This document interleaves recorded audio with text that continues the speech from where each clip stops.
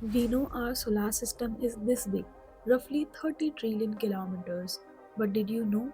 Instead of 8 planets, we actually have 13. Yes, can you believe it?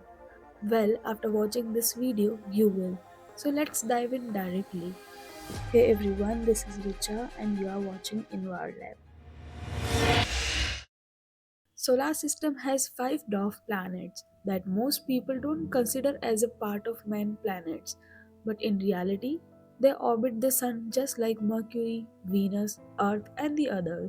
In order of their distances from the sun, these 5 dwarf planets are Ceres, Pluto, Haumea, Makemake and Eris. Now, if you count them along with the other celestial body in our solar system, that brings us to total 13 planetary bodies. But wait, why don't we call them planet? What exactly separates them from being a man planet? It all came down to a few key rules set by International Astronomical Union.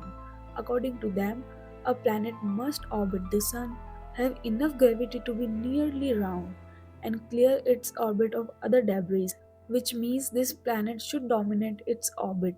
There should not be other major asteroids or planets. And here's where all dwarf planets fail the test.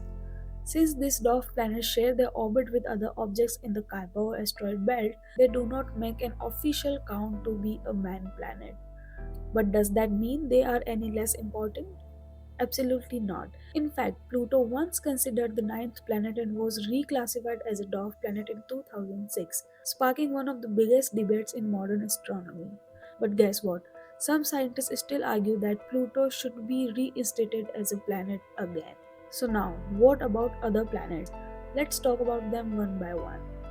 First, Ceres, the largest object in the belt between Mars and Jupiter. It is about 946 kilometers in diameter and has a lot of ice beneath its surface. And scientists believe that it might had an underground ocean in the past. Second is Pluto, in the Kuiper belt beyond Neptune. It is about 2377 kilometers in diameter, and here's the fun fact. Pluto has a heart-shaped glacier called Tombak Regio, and its largest moon, Charon, is so big that they both orbit each other like a double planet system. Third is Haumea, the fastest spinner in the Kuiper belt. It is about 1632 kilometers in diameter, but it's not round. It spins so fast, which means takes a full rotation of roughly 4 hours. That's why it has been stretched into an egg shape or oval form instead of being a sphere. And fourth one is Makemake, the mystery dwarf planet in the Kuiper belt, about 1430 kilometers in diameter. Unlike Pluto or Haumea, Makemake doesn't have a thick atmosphere and it's one of the brightest objects in the Kuiper belt. It was discovered right after Pluto was demoted, and that's why people jokingly call it Pluto's little sibling.